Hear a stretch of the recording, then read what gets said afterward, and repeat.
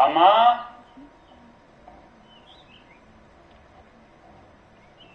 अम्मा,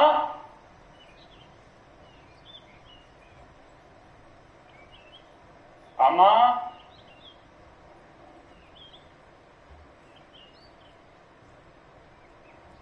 अम्मा।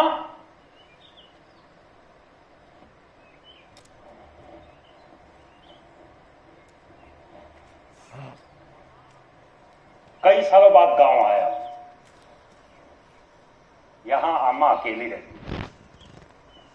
आज दरवाजा खुला है, वरना ऐन करके दरवाजा ओढ़ के बाहर काम निपटाने चली गई। अम्मा सुबह 4 बजे के आसपास उठ जाती है और उठते ही झगड़ा शुरू हो जाता है अपने आप से। माचिस की डिबिया से, चूल्हे में उपले में फंसी आग से और भीतर बाहर भागती बिल्लियों से। ओबरे के जानवर हो या फिर आंगन की चिड़िया, सब एक साथ ही चहकना शुरू कर देते हैं। पर मैं ये नहीं कह सकता कि अम्मा पहले जागती है या ये सब। कई बार सुबह उठते ही अंधेरे से लड़ पड़ती है, हाथ अंधेरे की परतों पर तैरते रहते हैं। तकिए के नीचे हाथ जाता है तो वह माचिस नहीं मिलती। अम्मा खूब गालियां बकती है, क्योंकि अम्मा रात को बिस्तर पर बैठकर बीड़ी पीती है और माचिस की डिबिया नीचे गिर जाती है। ऊंग में वो बीड़ी तो पी जाती है, लेकिन डिबिया उठाने की हिम्मत नहीं करती और आंख लग जाती है। सुबह अंधेरा फिर टकराता है, याद नहीं आता है कि माचिस की डिबिया कहां है। अम्मा बहुत गालियां बकती है, फिर बहुत देर बाद याद आता है तो हाथ नीचे जाता है, उसके हाथ लगती है माचिस की डिबिया, तिल निकालती है, रगड़ती है, लेकिन माचिस की डिबिया नहीं जलती। अम्मा बहुत गालियां देती है। कई बार तिल्ली उल्टी रगड़ती है तो वो टूट जाती है। अम्मा चिढ़ जाती है, क्योंकि चूल्हा इसी से जलना है। फिर दूसरी तीली निकालती है, जलाती है, कमरा रोशनी से जगता है। उसके बाद अम्मा 2 काम करती है। पहले चूल्हा जलाती है, उसके बाद रात के बीड़ी के टुकड़ों को उठाती है, सुलगाती है। अम्मा के बिस्तर पर बड़बड़ाते ही ओबरे से गाय बोल पड़ती है। गाय क्या बोल रही है, उसे क्या चाहिए, यह अम्मा को पहले ही पता होता है। आज भी घर का दरवाजा खुला है और अम्मा भीतर नहीं है। शायद अम्मा को पहले ही पता चल गया होगा कि मैं आने वाला हूं, इसलिए सांगल तक नहीं लगाई। अम्मा, सूरज की पहली किरण अम्मा के कमरे पे पड़ती है। यह कमरा जितना अपना लगता है ना, उतना ही अकेला भी। तरह तरह की चीजों से भरा हुआ, ठीक उसी तरह जैसे उजास भीतर भर जाया करता है। बहुत सारी चीजें बिखरी पड़ी हैं। ऊपर छत पर बहुत जगह मकड़ी ने जाले बना रखे हैं जो नीचे की तरफ लटके हैं। उसमें बहुत सारी मक्खियां मरी फंसी हैं। दूध पिलाने के घड़े पर पुराना सा कपड़ा रखा है। अधकती ऊन के टुकड़े, खजूर की पत्तियां, सब चीजों पर धुएं और मिट्टी ने अपना अधिकार जमा रखा है, इसलिए सब कुछ बदरंग हो गया है। अम्मा के बिस्तर के नीचे बहुत सारी चीजें हैं। बीड़ी के टुकड़े, माचिस की तीलियां, सूखा अनार दाना, आंवले, अखरोट, 4-5 मक्खियां भी है अनछिली। शायद अम्मा ने इसे देवता के लिए रखा होगा। बहुत सारी गठरियां हैं जिसमें अलग अलग किस्म की दालें हैं। आम के कमरे में बीड़ी के धुएं ने अधिकार जमा रखा है। वेट हो जाएगा ना। इस वक्त भी अम्मा यहां नहीं है, गई होगी जानवरों के पास। अम्मा का सारा वक्त जानवरों के पास ही रहता है।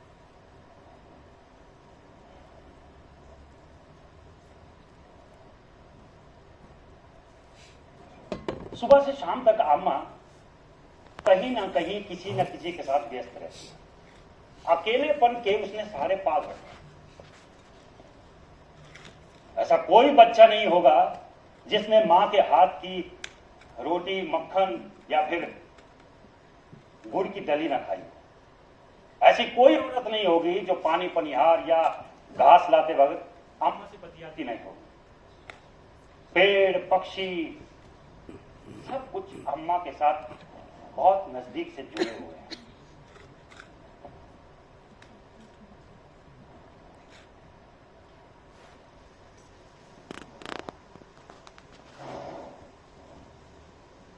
अम्मा,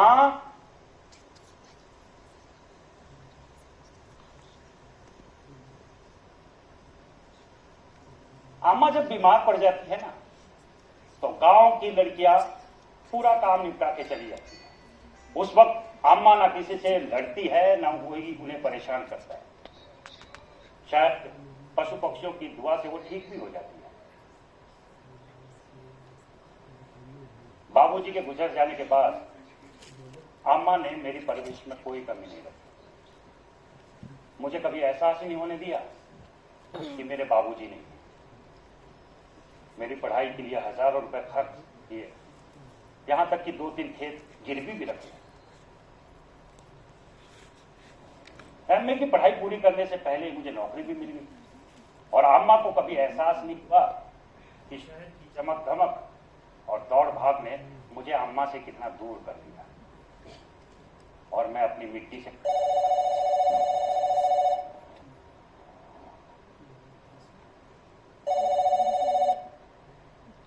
हेलो, हाँ हाँ हाँ, पहुंच गया हूं। नहीं, अम्मा से बात नहीं हुई। अरे है नहीं यहां, वो गई होगी बाहर जानवरों के पास। ठीक है। नहीं, रास्ते में खा लिया था। ठीक है। राहुल कैसा है? ठीक है, मैं हाँ मांगूंगा। ठीक है, मुझे परेशान मत करो यार।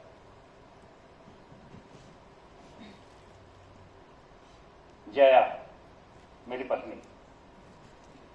जब मैंने जया से प्रेम विवाह किया तो अम्मा को भनक तक नहीं लगी।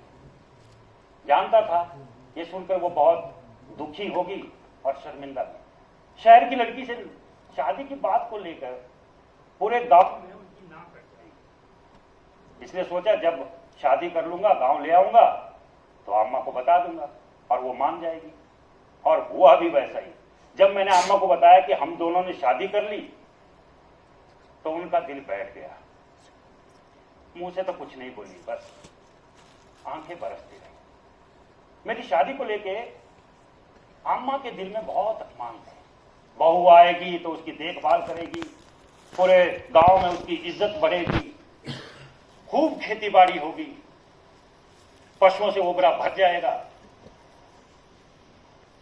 बगल की कितनी जगह मेरी शादी की बात चला रखी थी। कहती थी एक ही बेटा है, ऐसी शादी कराऊंगी अपने बाप की, सब देखते ही रह जाएंगे। और सब देखते ही रह गए। जया को जब मैं गांव में लेकर आया, अब जय के जने गांव की जिंदगी, उसे तो गांव कैद खाना हो गया, क्योंकि वो शहरों में पली बड़ी, आधुनिक विचारों की।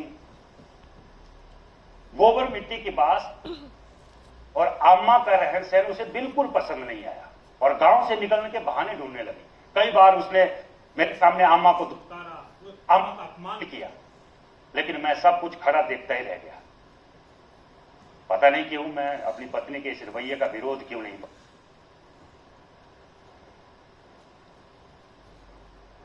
लेकिन जब मेरा बेटा राहुल पैदा हुआ, उस वक्त अम्मा की खुशी का ठिकाना नहीं रहा। पूरे गांव में लोगों को शक्कर बांटी, गांव की औरतों को बुलाकर बिहाइयां गाई और खुद भी बिहाइयां करने लगी। काले महीने री कालिया राती जमे आशम मुरारी, काले महीने दी कालिया राती जमे आशम मुरारी।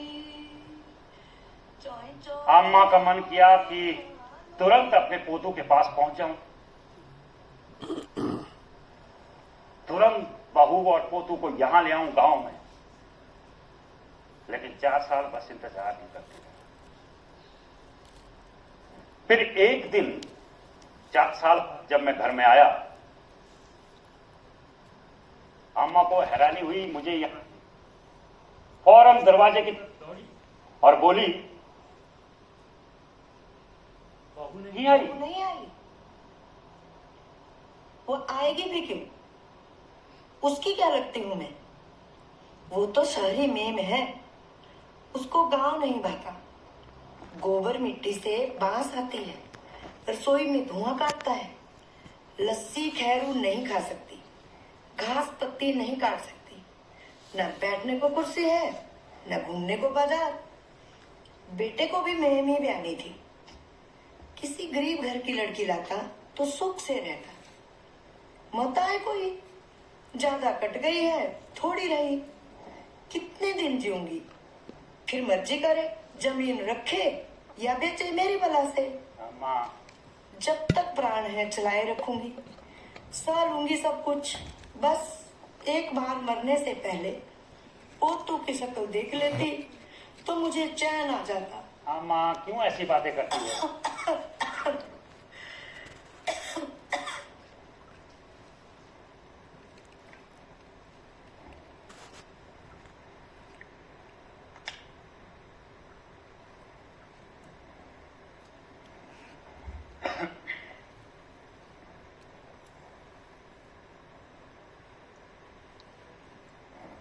कितना कमजोर हो गया है तू।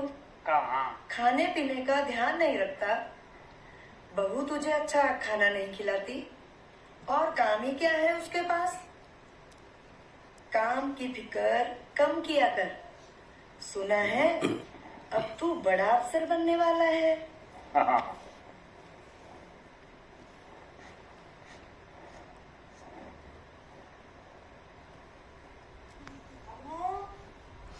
बेटा तू हाथ मुंह धो ले, मैं तेरे लिए खाना लगा दूं।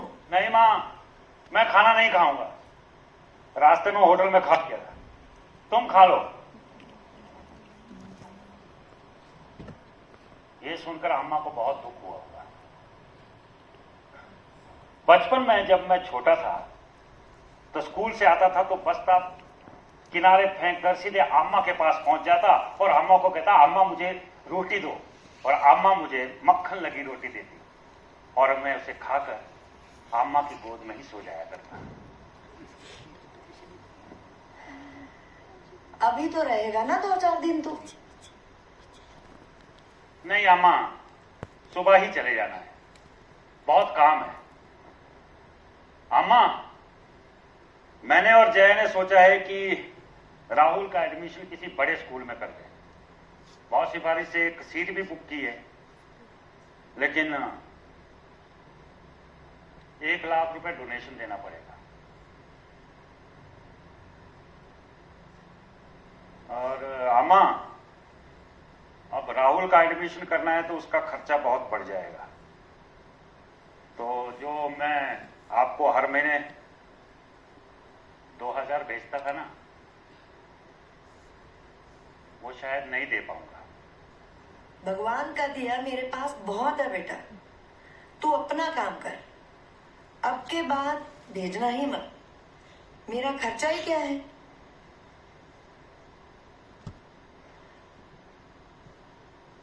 ये बातें सुनकर अम्मा रोई नहीं। रोई होगी शायद, अब बेहतर ही बेहतर। बिना आंसुओं के रोना कोई अम्मा से सीखे।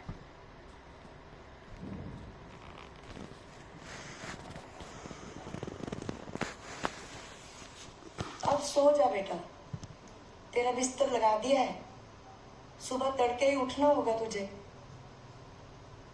ठीक है अम्मा। अम्मा आज बिना खाए सो गई, क्योंकि मैंने नहीं खाया ना।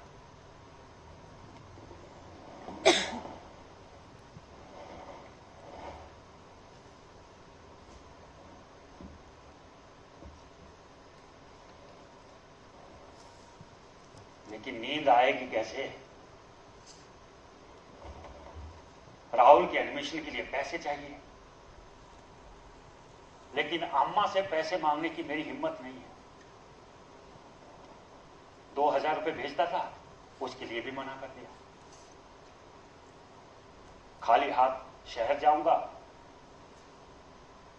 तो जया तरह तरह की बातें सुनाएगी। माँ से पैसे नहीं लाए, अब कैसे फीस भरेंगे? You and your mother do not want my son Rahul to study in the convent school. तुम तो चाहते यही हो कि मेरा बेटा भी तुम्हारी तरह गवार बने। अरे बुढ़िया का खर्चा ही कितना है गाँव में? तुम जो पैसे भेजते हो उसे भी ऐसे ही रखती होगी। 4-5 साल की रकम अब कम तो होती नहीं है। What's the harm if we get it?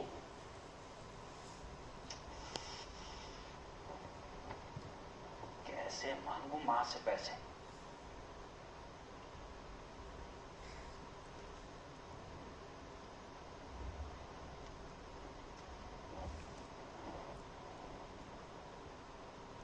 सो जा बेटा, सुबह जाना है ना। हाँ, सो रहा हूं अम्मा, तुम सो जाओ।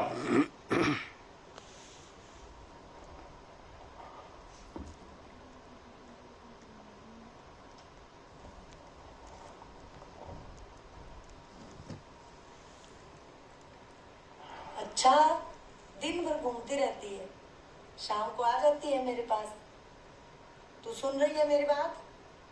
आजा आजा आजा आजा, ऊपर की तरफ आजा मेरे साथ। तेरे साथ सोती हूँ तो मुझे भी अच्छा लगता है। मैंने कहा था ना,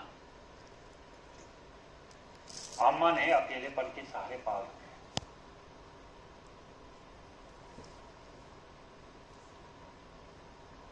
इसलिए बिल्लियों से बतियाती है। मेरे सामने पैसे रख दिए हैं बेटा, लेते जाना, तेरे काम आएंगे। पैसे? अम्मा को किसने बताया कि मैं शहर से पैसों के लिए आया हूं? कैसे पढ़ ली अम्मा ने मेरे मन की बात?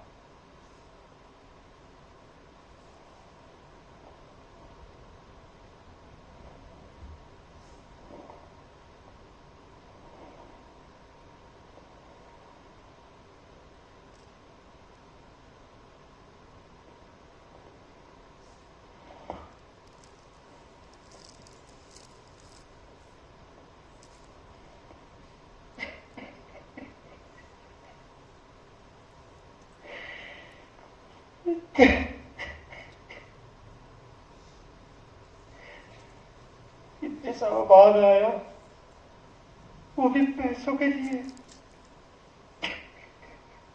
दिया था ना तुमको मैंने मक्खन से रोटी, तो खाई नहीं तूने। अब क्यों रो रही है? अब नहीं रोना। खबरदार जो तू रोई तो फिर मैं भी रोने लग जाऊंगी।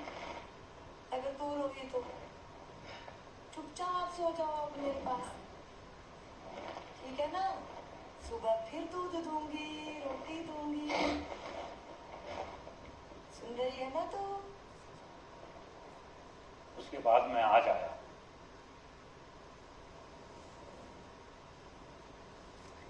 अम्मा के बिस्तर पर बैठते ऐसा लगता है जैसे मैं स्नेह से भर गया। अब मैं बड़ा अधिकारी बन गया हूं और बड़ा। ये किताबें मैं अम्मा खरीद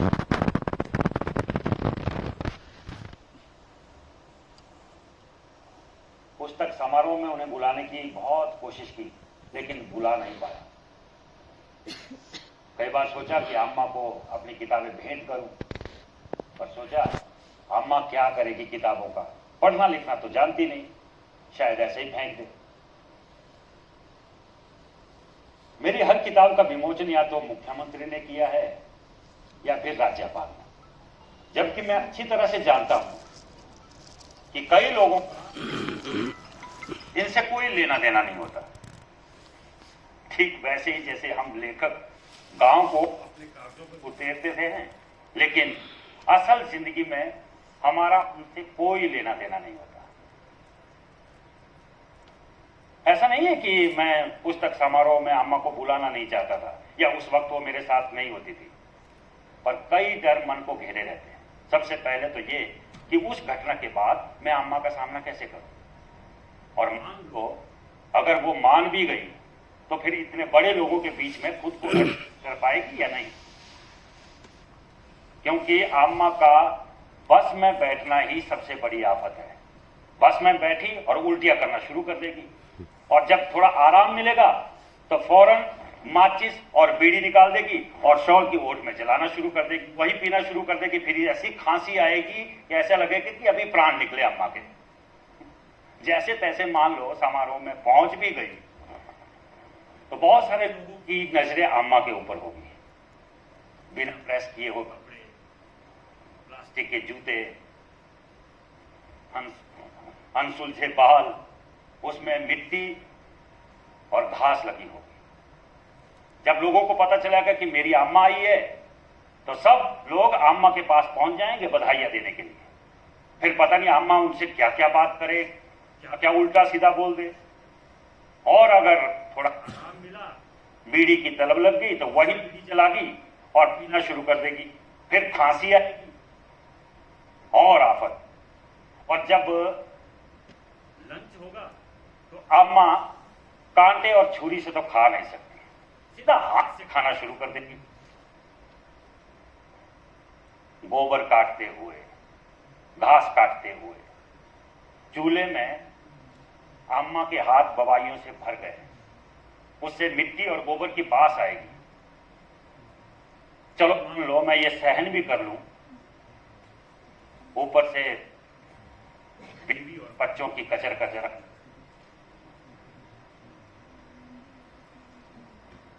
ये सारी बातें मैं सहन नहीं कर पाऊंगा।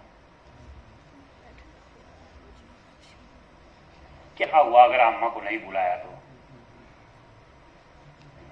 हम 21वीं सदी में जी रहे हैं, फिर क्यों पुरानी बातों का बोझा अपने सिर पर ढोए? मैं तो फिर भी अम्मा से मिलने आ जाता हूं। यहां तो कुछ ऐसे लोग हैं जो कभी अपने माँ बाप से मिले ही नहीं, या उन्हें वृद्धाश्रमों के हवाले कर दिया है। उन सब से तो मैं ठीक ही हूं। मैं ये किताबें अम्मा के चरणों में रख दूंगा और उनसे आशीर्वाद लूंगा। मुझे मालूम है अम्मा मुझे माफ कर देगी, और फिर जब अम्मा को पता चलेगा कि मैं इतना बड़ा आदमी बन गया हूं तो वो बहुत खुश होगी।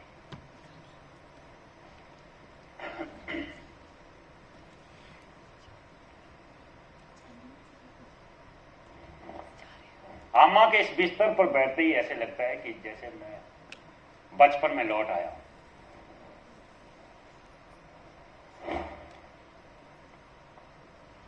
ऐसा लगता है कि कभी यहां से उठूं ही नहीं, यहीं बैठा रहूं।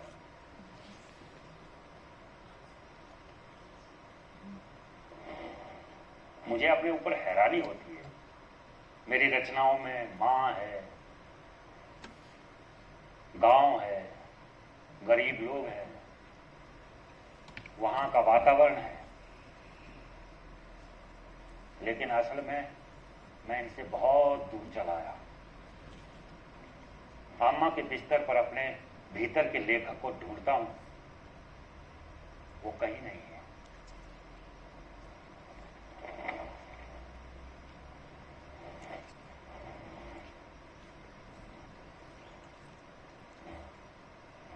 जब तक मां आएगी थोड़ा आराम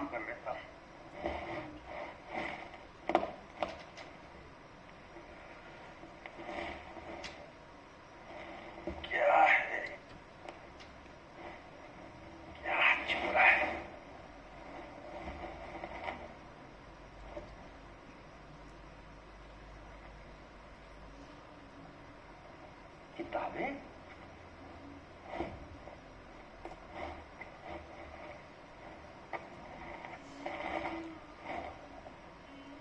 ये तो मेरी किताबें हैं। मां गांव छोड़ना नहीं चाहती। यह मेरी पहली किताब है।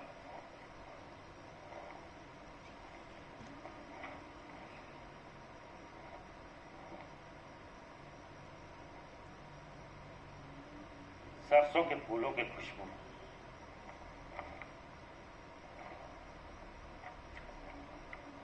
बहुत जगह सरसों के फूलों ने अपना रंग छोड़ दिया है पन्नों पर। शायद मां इसे साग लाते हुए खेतों में बांचती होगी।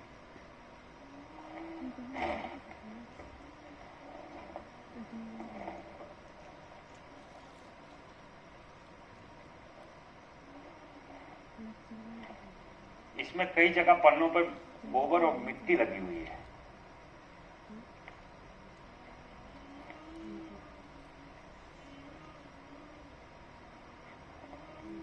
घास की पत्तियां। शायद अम्मा घास लाते हुए घासनी में से देख लेती होगी। ये मेरा नया उपन्यास।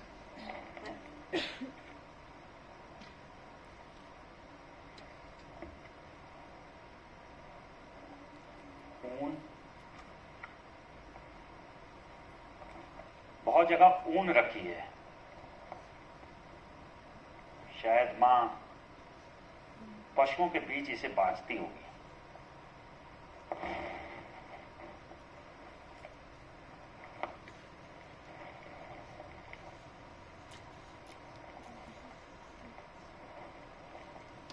जगह जगह बीड़ी की राख। कई पन्ने बीड़ी से जल गए।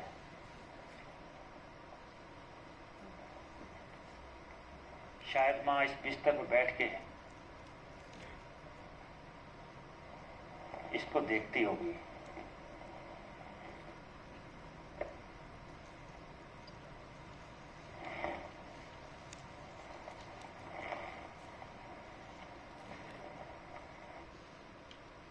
हर किताब में मां ने कहीं ना कहीं कुछ ना कुछ लिखा है।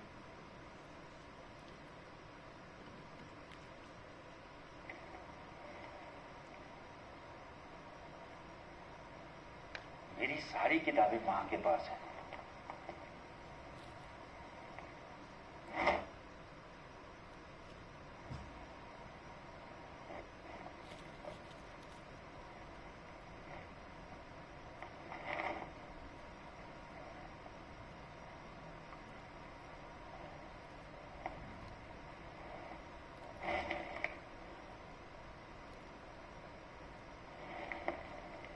ये तो मेरी नई किताब है जिसका विमोचन 1 महीना पहले ही हुआ था।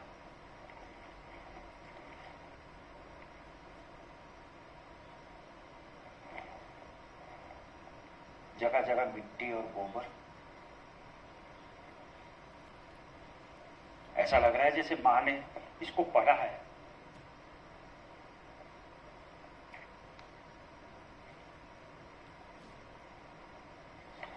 बाबूजी की तस्वीर। इस तस्वीर में कहीं मैं हूं, कहीं बाबूजी।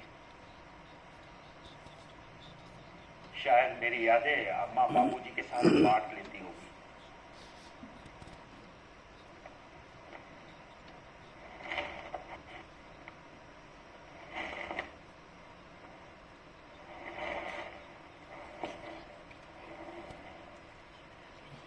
अखबार।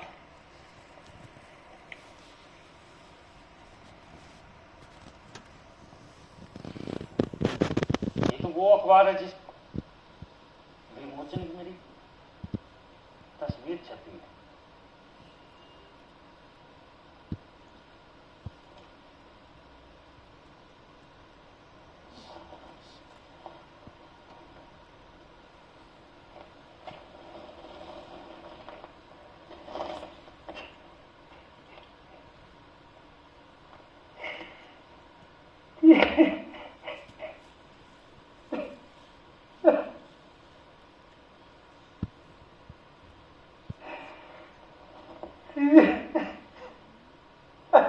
अम्मा।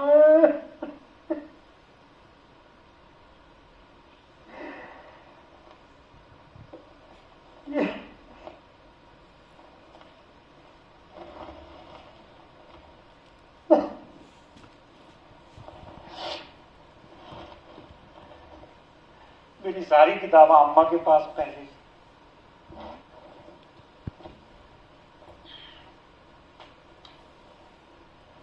सारी किताबें वहीं रख देता। दादी, दादी अकबर।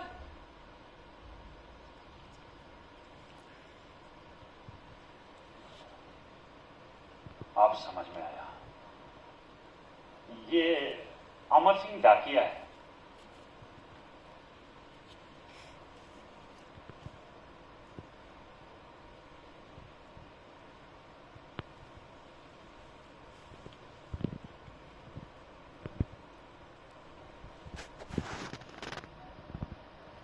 अम्मा बहुत दिनों से अकेली रहती है। बाबूजी पूछते तो अकेली रह गई।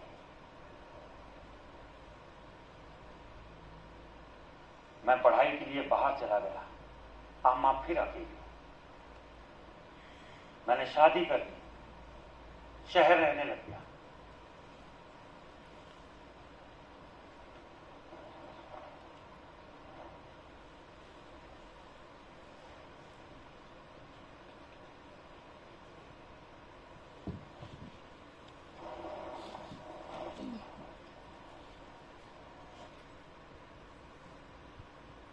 मैंने सोचा